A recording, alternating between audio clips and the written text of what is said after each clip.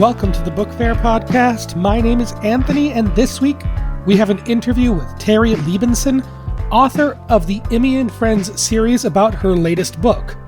The Supreme Court hears a case on books with LGBTQ themes. Operation Caged Bird seeks to return books banned from Naval Academy Library. And Alabama Library keeps 2 challenged books despite state funding cut. First, let's check out an interview with author Terri Libenson. Hello, Terri. How are you doing today? Hi, I'm great. How are you? I'm doing really good today. To introduce yourself to the audience, would you like to talk a bit about yourself and the book we'll be discussing today?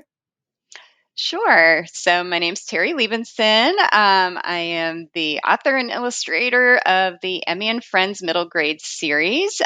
They are what I would call hybrid books. They're part illustrated novel, part graphic novel. I come from a cartooning background. I used to write and illustrate a comic strip, a syndicated comic strip that ran in papers for a long time. And before that, I was a greeting card writer and illustrator, funny greeting cards. And I have this big cartooning background, and I've always loved comics. The newest book that you have coming out on May 5th is the latest in Emmie and Friends. Can you talk a bit about the series? Sure. So the series, this is my ninth book. So the series stars all different personalities, and the setting is usually Lakefront Middle School. That's kind of the universe I work in, and I switch off the characters. So sometimes I'll make up new characters. Sometimes I'll use some reoccurring characters. Other times I'll bring in side characters or background characters or comic relief characters and flesh them out and give them personalities and make them the stars of books. So it's fun. It's a fun and unique challenge for myself, and hopefully that just means with this diverse crew, there's something out there for everybody. And we've met Emmy before, but another character in this book is one that was a side character, and you even mentioned comic relief characters. Yeah. Can you talk a little bit about Joe and what his relationship to Emmy had been before, and his previous appearances in this, and his previous appearances in this series? Joe. Okay, so Joe, yeah, definite comic relief character. Uh he is the class clown. He is loud and obnoxious and just a really polarizing kind of figure. Either the other students think he's funny, or they just cannot stand him and think he's obnoxious. And sometimes he can kind of go back and forth with that. But uh, he he and Emmy are definite polar opposites, which is why it was really fun to pair them up in this particular story. Um, Joe kind of goes through a little evolution in this book. You know, he tends to kind of hide behind his humor and his jokes and his pranks. But he kind of learns to sort of express himself a little bit better, maybe healthier in the long run. Rather than trying to make jokes about other people and hide behind them and sort of put up his defenses, he kind of like learns to sort of express his more natural humor and express himself a little bit more, and also just to like kind of communicate better in general, I think, with his friends. And Emmy, they get paired up in this particular book. It's they're sort of shoved together in this. It's during the end of the school year on a camping trip for the 7th graders, and they kind of find themselves alone on this particular trip, and they get paired up for activities, and so it's the whole thing is sort of about that tension between the two and kind of how they come to trust each other and come to an understanding. And so you've got this obnoxious jokester and this quiet, shy kid. So, humor ensues.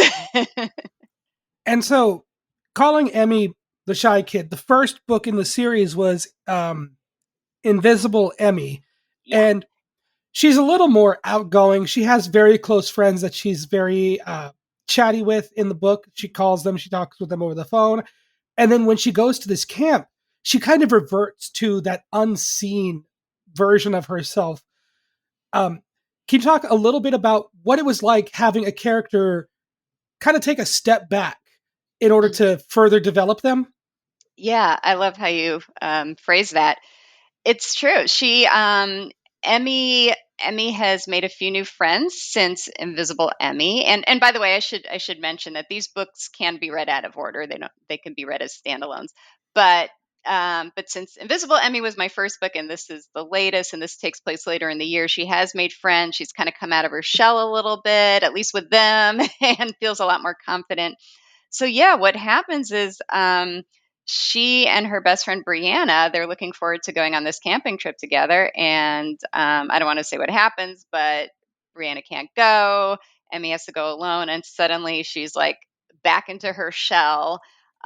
She's feeling really insecure, and she kind of has to get over that hump again. And it's very hard for her.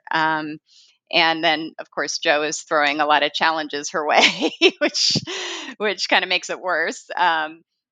So yeah, it's definitely about Emmy's own type of evolution. I mean, they both kind of learn to trust each other, trust themselves, and trust their own instincts, and kind of open up the line of communication. So it's all these books are really about navigating friendships, whether they're new or old, and as well as like navigating first crushes, all different kinds of relationships. Because this is, of course, a very transitional time for middle schoolers. So it's a lot.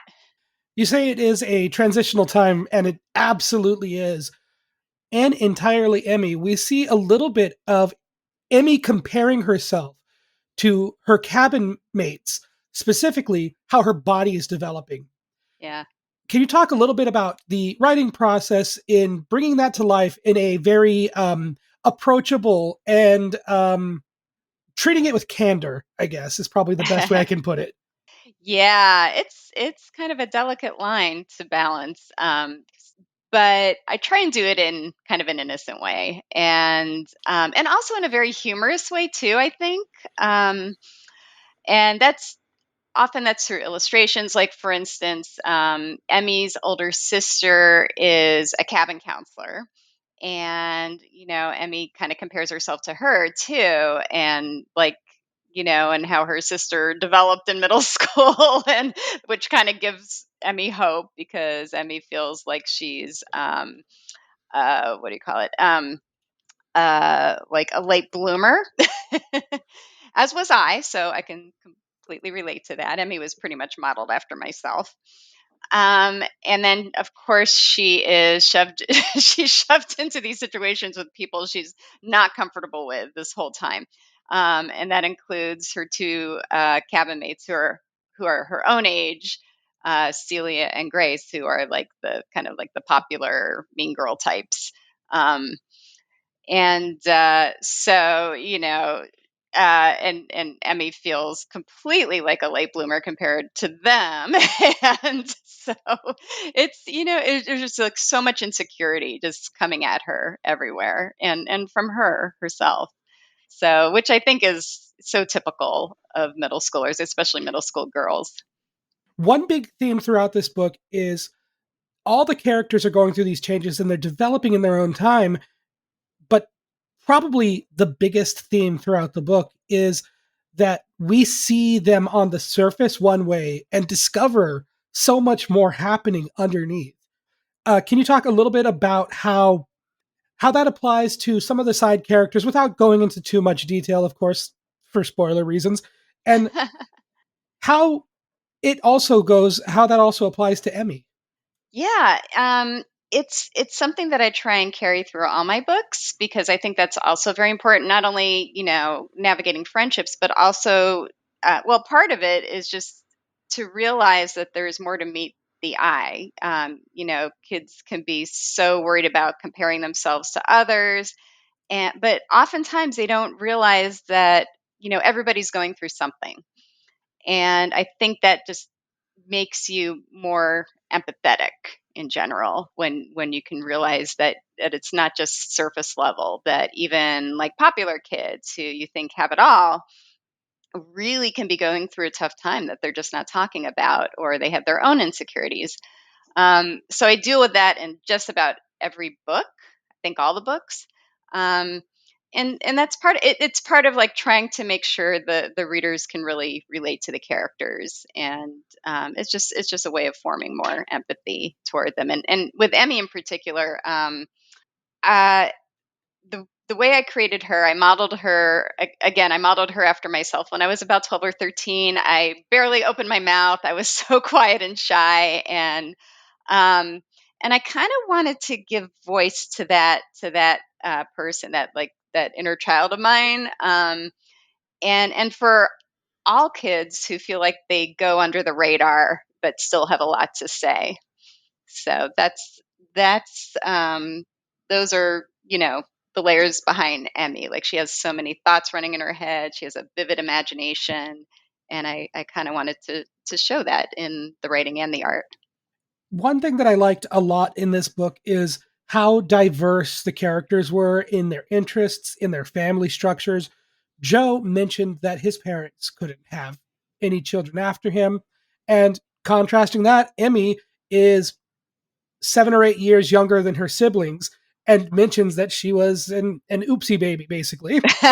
Yeah, Um, as can was you I. can you talk a little bit about creating these diverse characters, giving them unique backgrounds, and making them feel a little more 3 dimensional? Yeah, that's the big challenge with all these books. It's such a fun challenge. I really try and develop each of the characters' personalities. Some of it is just taking aspects of my own life, or my kids' lives, or their stories sometimes, and or just like my own experiences and personal friends and family members. Um, and just like sort of piecing them together, to help create some, diverse personalities and backgrounds. Other things I just completely make up, and I also love like kind of delving into different cultures too. So, for instance, for I think it was my seventh book, surprisingly, Sarah. She is Mexican American, and I love just researching, her background and different aspects of it, and throwing some like pieces of that into the book. It's not like what the book is about, but I think it just adds some nuance to it. But it also just echoes real life. I mean, we're surrounded by, you know, um, by diversity, and that should be echoed in books, and I think that's what kids should be exposed to as well. And speaking of echoing real life, kind of the opposite side of that, um, I don't personally know anybody or any school near me that had an overnight camping trip. What is it with media targeting young audiences and having these sleepaway camps as a common setting when I just never see anybody doing it? Where does it come from? And Sure. more importantly, what is the utility of creating this isolated location to set the story in? Sure. Yeah. No, great question.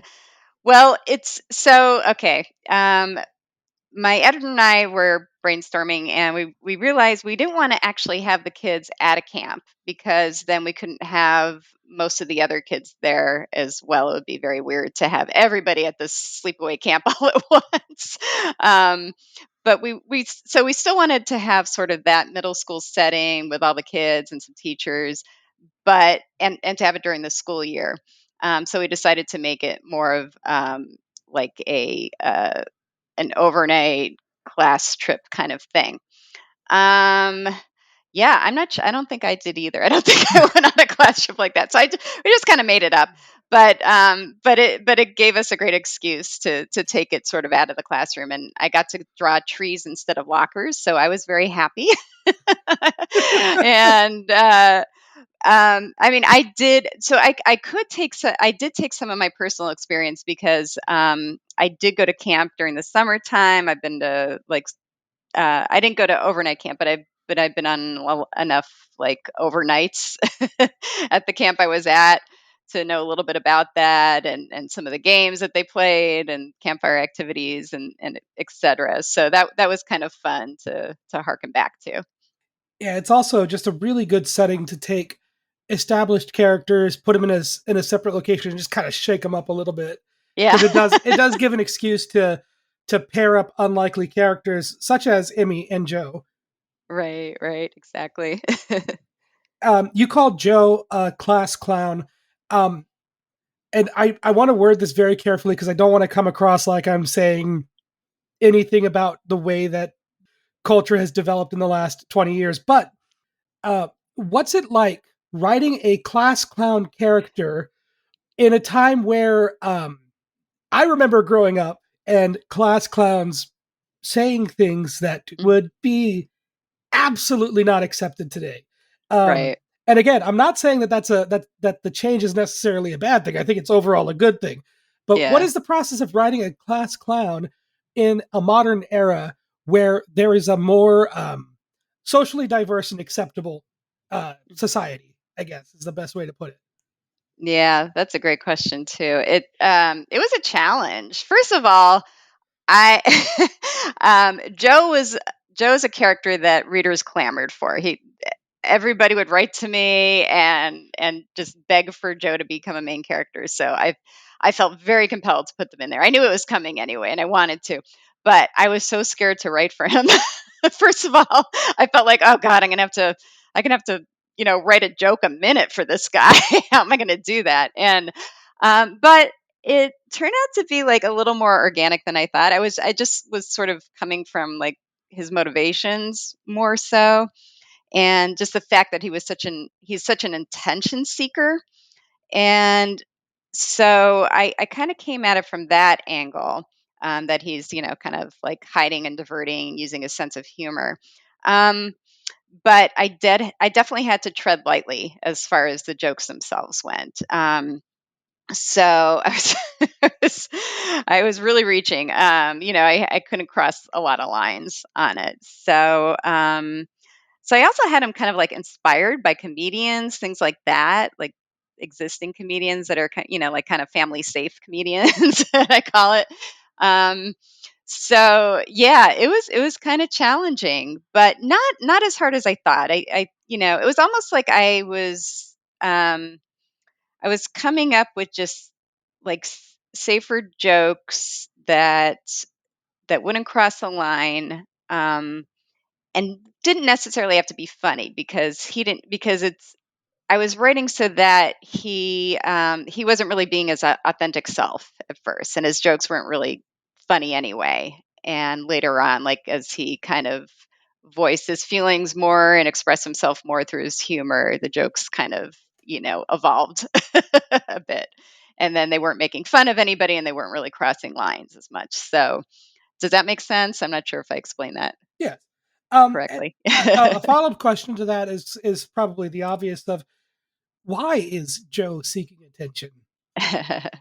Yeah, that's the question of the month.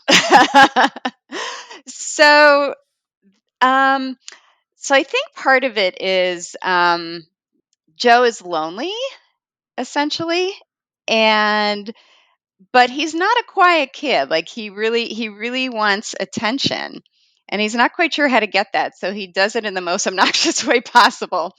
Um, and it's almost like throwing a wet paper towel at a wall to see what sticks. Like who actually finds him humorous and engaging, and who doesn't. And strangely enough, his best friends Anthony and Tyler latch onto him. But he also shows some humanity too, and he proves that he's actually a very loyal friend along the way, and that really hasn't changed. So underneath that exterior, I mean, there is a really good guy. So that's helpful. So you have the one dimensional character of class clown, the two Yeah. dimensional character of a class clown who is seeking attention because he's lonely. And Yeah. where does Joe become that three-dimensional character that develops beyond a side character or a Mhm. background gag into becoming the co-star of this book? Right. Well, It's actually been in steps throughout the books.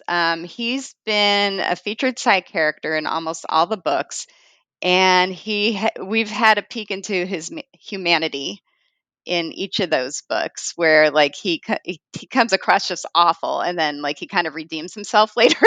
so um so there's that peek into that, which is why I think readers really wanted to see what makes him tick.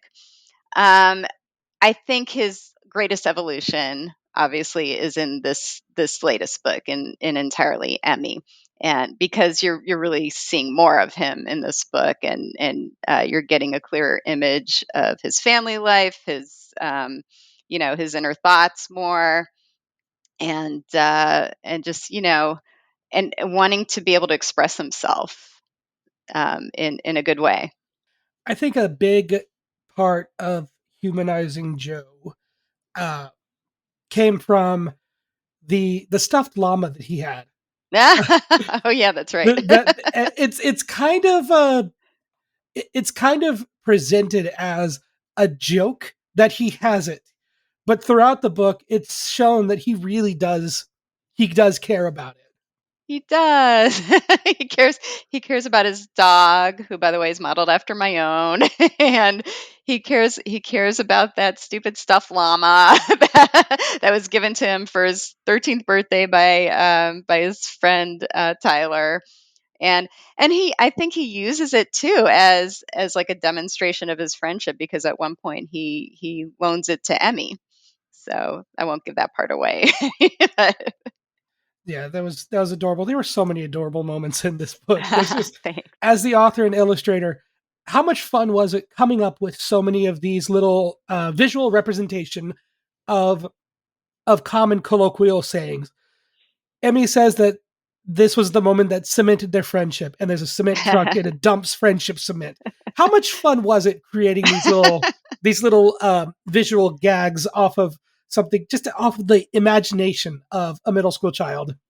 Oh, so much fun. Yeah, like my visual puns. Um, yeah, yeah. That's one of the joys of writing this book for sure. I mean, I love just, sitting and writing and see what's going to come, surprising myself, but then the visual stuff just adds another layer to it, and it makes it so much fun. And honestly, I think I'm 12 at heart, so these jokes appeal to me too. And I feel like, well, I'm really trying to write for myself and make myself laugh, and hopefully that comes across for kids as well. That sounds like it's the best job in the world. It's up there for sure. And to close out the interview, I'd like to ask this question to all guests on the podcast. Terri, how do you see yourself and the work that you do as an author? Oh, wow. Lofty question. I see myself honestly just as we were just saying, like having fun, being true to myself, trying to be as authentic as I can be. I want to be a very authentic author. I want to make kids laugh. That's one of my main goals, is I want to make them laugh, and I want to make them feel. So I feel like if I'm doing that, then I'm doing my job. Thank you. That was an interview with Terri Libenson. Her newest book in the Emmie and Friends series, Entirely Emmy, releases on May 5th. You can learn more about Terri as well as her books at terrilibenson.com. Next, we'll take a look at some notable new releases, but first, if you appreciate the work done on the Book Faire, there are a number of ways to show your support. First, you can like, rate, review, or comment on this episode wherever you are currently listening. You can also go to patreon.com/thebookfair to find episodes posted early, as well as links to sources used in the podcast. You can also follow on Blue Sky at BookFairPod. Following on Patreon is free. There are no posts locked behind a subscription. Lastly, the best thing you can do is simply share the podcast with a friend, an educator, or a young reader in your life. Now, on with the show. Now, taking a look at new releases, beginning with Are You a Friend of Dorothy? The true story of an imaginary woman and the real people she helped. written by Kyle Lukoff and illustrated by Levi Hastings. Straightforwardly detailing how LGBTQ plus people have long found each other via verbal and visual cues. This approachable, engaging work is a primer on both queer history and how learning about the ways we survived in the past could help people in the future. Succinct text from Lukoff delves into the socio-political history of the queer signal friend of Dorothy. During a time when U.S. laws made it illegal to be gay, undercover spies from the U.S. military heard about the phrase and, believing Dorothy to be a real person, began searching for her. How did she know all these gay men? Why did she know them? And how could they get her to reveal those secrets? Expressive, bright-hued portraiture from Hastings visualizes decades of history alongside possible origins of the title phrase, including actor Judy Garland's Wizard of Oz character and writer Dorothy Parker, known for being clever and grouchy. Together, the creators assuredly demonstrate that people always know how to find each other, and when it isn't safe to be out as yourself, you can always create ways to learn who your friends might be. Characters are portrayed with various abilities, body types, and skin tones. A concluding note reflects on terms used. This book is recommended for ages 4 to 8.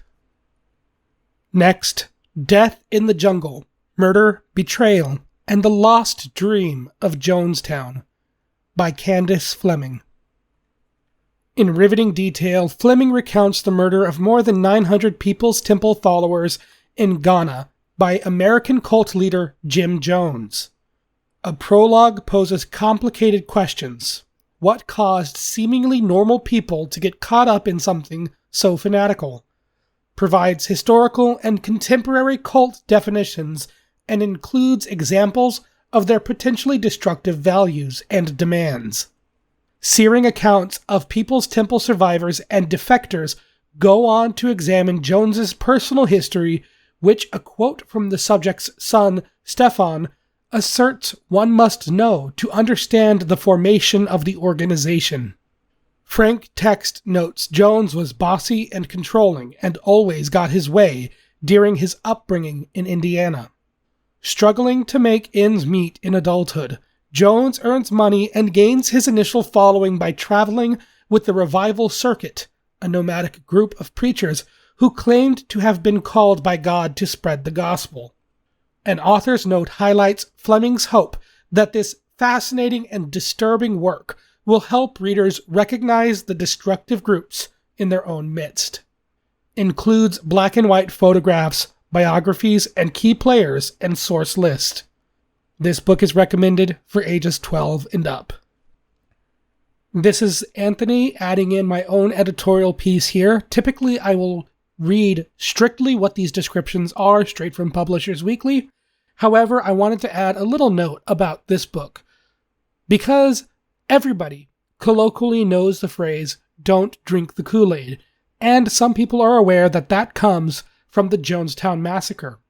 However, it is important to note that one of the key details that I had no clue of until well into adulthood is that the Jonestown Massacre took place not in the United States, but in South America, and the victims were primarily black. This is an example of how people's identities are being scrubbed out and have historically been scrubbed out of major events, even something as widely known as the Jonestown Massacre. Such important details about the victims are being forgotten or not taught. Now on to the next book. Dreamslinger, first in the Slinger series by Gracie Kim. Dreamslingers, carriers of a genetic mutation that allows them to manifest magical abilities from dreams, have become increasingly oppressed following the Great Outburst, an event 10 years ago that resulted in thousands of fatalities. In fictional Almero, Texas, 14-year-old dreamslinger Aria Loveridge attends Rest Haven, a dreamslinger school where her activist father teaches students to restrain, contain, maintain their emotions to safely exist in society as slingers. After a PR disaster jeopardizes Rest Haven, Arya enters the royal slinger trials to spy on the secluded kingdom of Royal Hanguk, the only country where dream slingers develop and train their abilities rather than hide them. There, Arya is drawn to the hitherto hidden joys of dream slinging and befriends fellow trial competitors Tui and Lion. But as she uncovers Royal Hanguk's secrets, Arya must decide where her allegiances lie. Exploration of heavy themes surrounding political indoctrination and radicalization occasionally clash with the novel's lighthearted tone. Nevertheless, Kim capably deploys Arya's sassy third-person narration to present an imaginative series opener that infuses Korean culture and folklore with whimsical dream technology. This book is recommended for ages 10 to 14. Next up, The Girl Who Was Too Big for the Page. Written and illustrated by Gina Davis. In this meta-fable about conformity and self-worth, actor Davis, making her children's book debut, introduces Sheila, a pale-skinned child who literally grows up in a book, living a conventionally adorable life within its pages. After a summer away from the foreground, the now fourth grader returns to discover that she's outgrown the book's trim size, forcing her to twist and contort to fit the pages. But a good friend's counsel helps Sheila realize that people are valuable and special no matter what's different about them, and that she can take up the space she needs. A final spread shows Sheila triumphantly extending her body to its full height. Touching lightly on matters of representation, it's a straightforward arc whose delicate ink lines and washes make each scratchy single-plane drawing feel like a shared glimpse into a cherished personal sketchbook. This book is recommended for ages 4 to 8. And finally, What Comes After by Katie Barrell. 16-year-old Mari Novak is dead. She's not sure how that happened, but to her horror, her estranged mother, who died 6 weeks ago, is beside her as she regains awareness. They and countless others linger in Paradise Gate, a place for religiously unaffiliated souls to work through intense 90-day self-help regimens so that they may ascend to the ever after. Mari has long been the adult in her relationship with her erratic mother, and the embittered teen yet again becomes caretaker, attending ridiculous yoga classes. I'm sure real yogis would be horrified by this, and therapy sessions to accumulate points toward redemption. When the circumstances of Mari's death are made public, bizarrely casting her as a hero, she becomes an unwilling true soul model to inspire others. Her desperate search for answers about her death and the truths of this so-called paradise take her into the realm's rebellious underbelly. This innovative and existential novel, reminiscent of The Good Place, offers raw, realistic insights into Mari and her mother's troubled relationship. This book is recommended for ages 12 and up. Now let's look at some news, starting with an update from the Supreme Court. Earlier this month, Becket Fund for Religious Liberty, an advocacy group representing a number of Maryland families, raised objections against a number of titles, picture books including Pride Puppy, Prince and Knight, and Born Ready. This led to Mahmoud v. McKnight, a lawsuit where parents say that they are being denied by schools the ability to opt out of engaging with course materials they object with. The case is now going before the Supreme Court, which could establish a precedent for allowing parents to opt out of any materials on the basis of religious freedoms, when the books include themes of gender identity. While the Supreme Court is supposed to be comprised of some of the most informed law professionals in the country, Justice Gorsuch said that in the picture book, Pride Puppy, students are, quote, supposed to look for leather and bondage and things like that. The leather in question refers to a woman wearing a leather jacket. The book has no references to bondage, and Gorsuch implying otherwise shows that he didn't actually read the book and only looked at the complaint by the parental advocacy group. Christian and Muslim parents say that these books are indoctrinating their children. Officials in the school district say that differentiating ideas don't violate religious freedom, saying, quote, every day in public elementary school classrooms across the country, children are taught ideas that conflict with their family's religious beliefs, end quote. As of recording, there is yet to be a decision. However, reading the questions from justices shows that the conservative members of the Supreme Court seem to have already made up their minds. This decision will not deal with book bans, as some outlets are choosing to report. However, it still creeps the country in the direction of censorship. Next, Operation Caged Bird to combat book bans at U.S. Naval Academy. On a previous episode of the Book Faire podcast, we covered the executive orders by President Trump that led to the removal of books from the Department of Defense Education Activity schools. These orders also affected the Nimitz Library at the U.S. Naval Academy. While not a K-12 school, Trump and DoD head Pete Hegseth have made their intentions clear when it comes to books and DEI. In compliance with Hegseth's DEI purge, nearly 400 titles were to be pulled from the Academy Library. A member of the local community, co-owner of Old Fox Books, Jenny Amundson, located in Annapolis, Maryland, was not going to stand for the banning of 381 titles. Amundson decided that Old Fox Books would begin stockpiling the banned materials.